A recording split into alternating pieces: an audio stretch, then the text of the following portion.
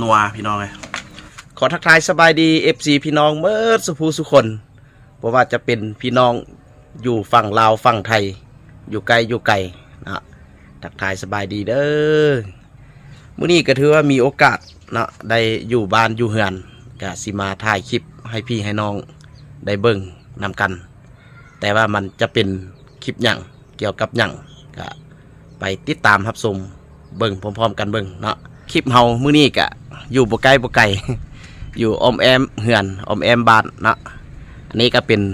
คอกไก่พี่น้องคอกเป็ดคอกไก่แต่ว่าตอนนี้ตัวเป็ดตัวไก่ก็บ่เห็นจักตัวพี่น้องคือสิแม่นออกไปซอกอยู่หากินเมิดยังบ่ทันกลับเคาะกับลกกับเล่าเถื่อแต่ว่ามื้อนี้มันมีของดีอยู่นี่พี่น้องอยู่ในนี่เนาะเราจะมาเบิ่งนำกันว่ามันมีหยังไปเบิ่งนำกันมึงดู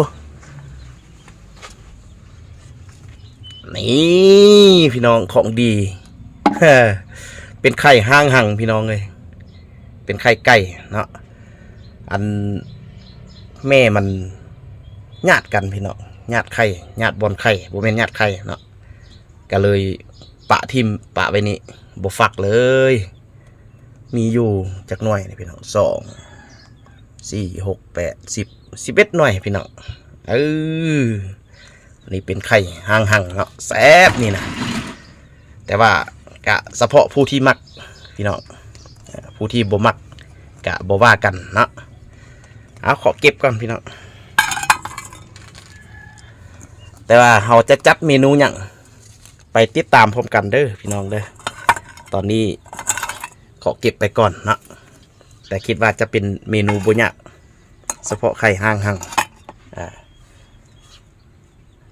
ถ้าติดตามแซ่บๆนำกันพี่น้องนี่พี่น้องสิขอล้างก่อนทำความสะอาดจักหน่อยก่อนพี่น้องน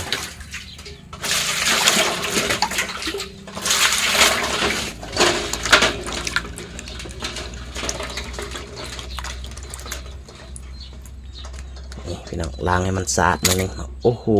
แตกเลยพี่น้องป้าพี่น้องกำลังคักพี่น้องเอ้ยแตกก่อนพี่น้องเลยหลงยันเฮงพี่น้องหลังจากที่ดังไฟลุกเหี่ยมห้อยเอาหม้อมาค้างสักก้อนพี่น้องเอาไข่ใส่ลงไปพี่น้อง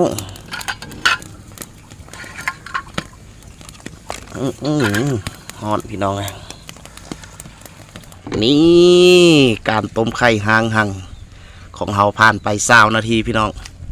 คือจีซุกเป็นที่เรียบร้อยแล้วเนาะทุกคนเนาะเมนูไข่ห่างหังพี่น้องตอนนี้ก็เรียบร้อยแล้วมาแซ่บๆนำกันทุกคนเมนูเฮาบ่ยากพี่น้องเลยต้มไข่ห่างหังแล้วก็แจ่วน้ำปลาง่ายๆพี่น้องมาทุกคนแซ่บๆนำกันไข่ห่างหังพี่น้องตอนนี้ต้มสุกเรียบร้อยแล้วพี่น้องน้ำแจ่วเฮาก็เอาแบบง่ายๆทุกคนแจ่วน้ำปลาใส่หมกเผ็ดใส่หอมนิดนึงพี่น้องอันนี้เป็นไข่ที่เฮาปอกเหี่ยมห้อยละทุกคนโอ้หน้าตากำลังครับมาทุกคนกำลังหิวข้าวพอดีเนี่ยมาแซ่บๆนำกันเนี่ย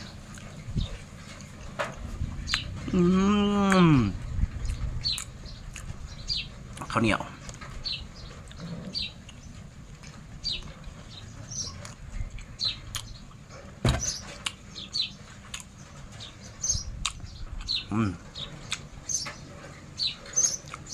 แซ่บทุกคน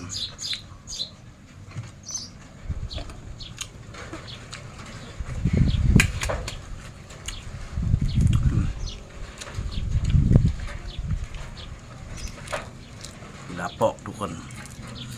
มันจะมีน้ำเนาะมันคล้ายๆจะคือกับไข่เวียดนามไข่ลูกทุกคนเป็นลูกนิดน้อยนี่นะกำลังแซ่บพอดีนะบอกให้ทุกคนเบิ่งกันนะ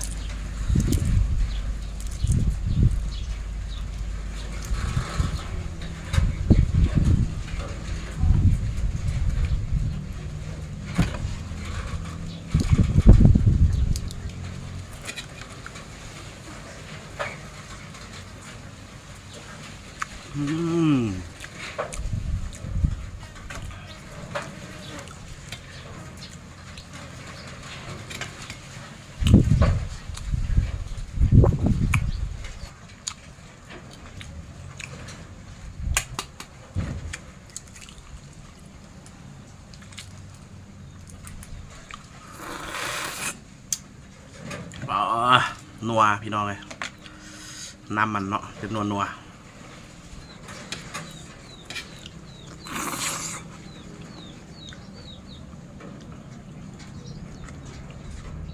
ผู้ที่มักผู้ที่ชอบถือว่าสุดยอดเฉพาะไก่ห่างเนาะแต่ว่าคนที่บ่มักก็ถือว่าจะบ่แซ่บเนาะ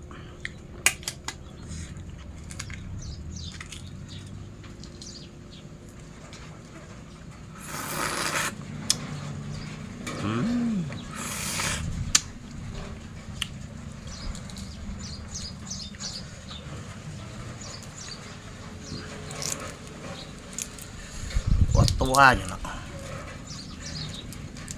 กำลังมันนี่นะทุกคนนะ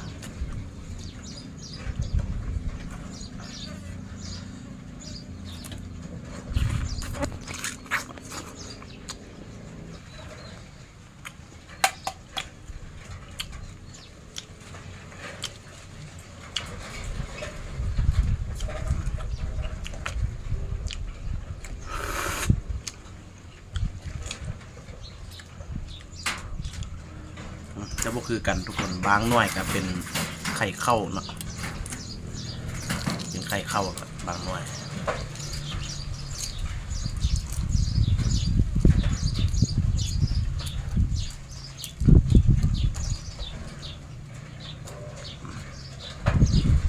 บางหน่วยก็จะเป็นอันนี้บางหน่วยก็เป็นลูกน้อยๆแหละทุกคน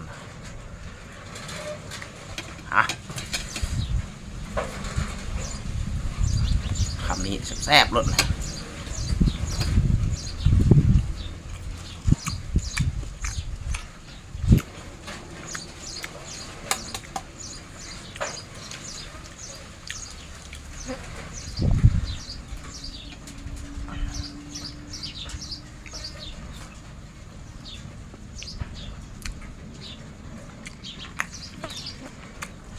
สุดยอดพี่น้องเลย